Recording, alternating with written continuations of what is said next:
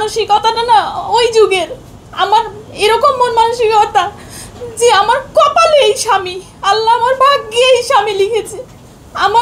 আমার জীবনের সাথে যেটা হচ্ছে এটা আমার ভাগ্য। আমি না এগুলো মেনে নিয়েছিলাম।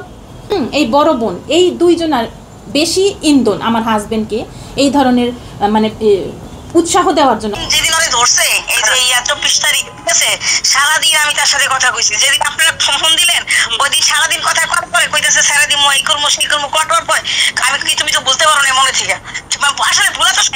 আর আবার এরাও দুষ্টামি করছে। আমি তুমি আসলে দায়িত্ব কি কয়েকটা জায়গায় দরখাস্ত করে যেভাবে এটার সাথে এইখান থেকে ও বেঁচে কিনা মানে সরে দিতে পারে, উকিল ধরে হোক কেমনি করে কোন কোন প্রসেসে বেরিয়ে পারে এই চিন্তা ভাবনা আর কি। ওরে ছড়ানো ওই জায়গা থেকে সরানো, বেঁচে কিনা জানি যাই পারে। আমার কথা কি যতটুকুই পারে নিয়ে এসে জানি বাকি জীবনটাও কাটাইতে পারে, বুঝছেন না ভাইয়া?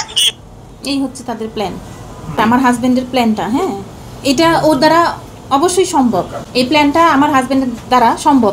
কিভাবে সম্ভব বা কী কারণ সম্ভব একটু ক্লিয়ার করি। আমার হাজবেন্ড আমার সাথে বিয়ের আগে 10 বছর মালয়েশিয়ায় ছিল। 10 বছর টানা মালয়েশিয়া ছিল, এই মাঝখানে কখনোই আসেনি। 10 বছর পর ও বাংলাদেশে এসেছিল। তো ওই 10 বছরের ভিতরে ও মালয়েশিয়ায় থাকা অবস্থাতে একটা চাইনিজ মেয়ের সাথে ওর সম্পর্ক হয়। এটা আমি অবশ্য আমার বিয়ের প্রায় 1.5 বছর পর আমার বাচ্চাটা হয়ে যাওয়ার পর আমি আশেপাশের লোকের কাছে জানতে পারি। তখন আমি যখন ওকে জিজ্ঞেস করি ও সব কিছু আমার কাছে ক্লিয়ার করে যে হ্যাঁ, আমি 10 বছর মালয়েশিয়ায় থাকাকালীন আমার চাইনিজ একটা মেয়ের সাথে সম্পর্ক হয়। মেয়েটার নাম হচ্ছে শাম্মিউ।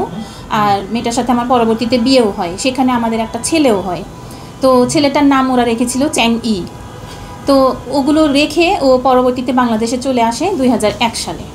আসার পরে কখনোই ও তাদের কোনো যোগাযোগ করেনি, কোনো রকম কোনো খোঁজ খবর নেয়নি। যদিও আমার হাজব্যান্ডের অনেক বন্ধু বান্ধব মালয়েশিয়ায় এখনও থাকে, আমার হাজব্যান্ডের সাথে যোগাযোগও আছে, চাইলেই সে খোঁজ খবর নিতে পারতো, কখনো নেয়নি। কিন্তু আমি সেখানে একটা মেয়ে মানুষ হিসাবে মেয়ে মানুষের মানসিকতা থেকে আমি ওকে বলেছিলাম যে বেশ কয়েকবার যে তুমি ওদের খোঁজ খবর নাও না কেন, অন্তত ছেলেটারও তো খোঁজ খবর নিতে পারো। ও আমাকে উত্তর দিত যে ওইসব ঝামেলা কাঁধে নাই কে, ওইসব ঝামেলার ভিতরে আমি যাব না, যেটা গেছে গেছে, ওইসব ঝামেলার ভিতরে আমি জড়াবো না। তো জিনিসটা আমি তখন আসলে বুঝতে পারিনি যে কেন এই টাইপের কথা বলে। একটা বাপ বা একটা মা সন্তানের প্রতি তো একটু হলেও টান থাকে, এই জিনিসটা আমি বুঝতাম না যে এত সীমার টাইপের কেন। আর এছাড়াও যে ও আমার সাথে, আমরা যখন একসাথে তখন আমি দেখতাম যে ও কোনো আত্মীয় স্বজনের সাথেও কখনো কথা বলতো না, বা ওর আত্মীয় স্বজন কখনো ওর কোনো খোঁজ খবর নিত না। মানে ওরা যেন কেমন একটা সেলফিশ টাইপের। আমার হাজব্যান্ড স্পেশালি বেশি টাইপের, একটু সেলফিশ টাইপের। আমার ছেলেটাকে একটা টিচার রাখতে দেয় না, টিচারের বেতন দিতে দেবে না, তারপরে বিভিন্ন ধরনের করে সব কিছু ও চাই কি যে ওর পিছনে আমি খরচ করব। আচ্ছা, করে এসেওছি, কারণ ও তো অসুস্থ।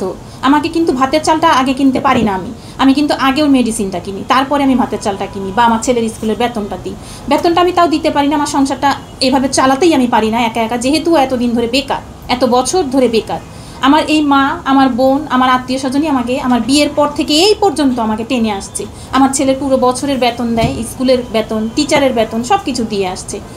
তার মধ্যে আমার হাজব্যান্ডের যে এই দুলাভাই যেটা বুয়েটে চাকরি করে, আব্দুল সামাদ জোয়ারদার, উনি এবং ওর যে বোন, বড় বোন, এই যে হাসিনা ভানু বলে কি, এই ওর বোনের হাজব্যান্ড যে, হ্যাঁ, সামাদ জোয়ারদার, উনি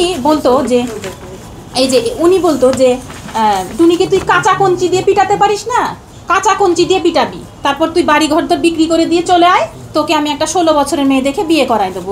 এই টাইপের ইন্ধন দিত। আর আমি এগুলো, এখন আপনারা প্রশ্ন আসতে পারে আপনি কিভাবে জানলেন। আমার হাজব্যান্ড যখন লাউডে কথা বলতো আমাকে মারধর দিত, আমি যখন কাঁদতাম ও যখন অনেক উল্লাস প্রকাশ করবে, সেটা কিভাবে করবে, এইভাবে ফোনের ভিতরে লাউডে দিয়ে দুলাভাইকে আপাকে শোনাতো, এই যে দিছি মাইর, শুয়া শুয়া কান্তাছে এখন, এগুলো লাউডে দিয়ে যখন ও শুনতো তখন আমি এগুলো জানতে পেরেছি। ও আচ্ছা, তুমি তাহলে তাদের প্ররোচনায় পড়ে আমার উপরে এত অত্যাচার করছো। আর আমি একটা এমন টাইপের মেয়ে, আপনারা হয়তো এখন মনে মনে আমাকে গালিও দিতে পারেন যে আপনি এ যুগের মেয়ে কেন চুপ করেছিলেন। আমার মন মানসিকতাটাই না ভাই এমন। আমার বিউটি পার্লারে অনেক ক্লায়েন্ট, সবার সাথে আমার খুব ভালো সম্পর্ক। আমাকে সবাই আপু বলে ডাকে, কেউ আন্টি বলে ডাকে। বলতো কি, আপনি আন্টি বা আপনি আপু এত সুন্দর, আপনি আঙ্কেলের জন্য এত স্যাক্রিফাইস কেন?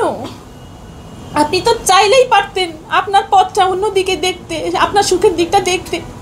আমি তাদেরকে উত্তর দিতাম, আপুরে সবার মন মানসিকতা এক না। আমি ভাবি এখনকার যুগে 3-4টে বিয়ে, 3-4টে ডিভোর্স হোক না, আমি না হয় একটু আলাদাই থাকি, আমার মনটা তো ওই দিকে টানে না। আমি না হয় একজনকে নিয়েই থাকি, শেষ নিঃশ্বাস পর্যন্ত একজনকে নিয়েই থাকি।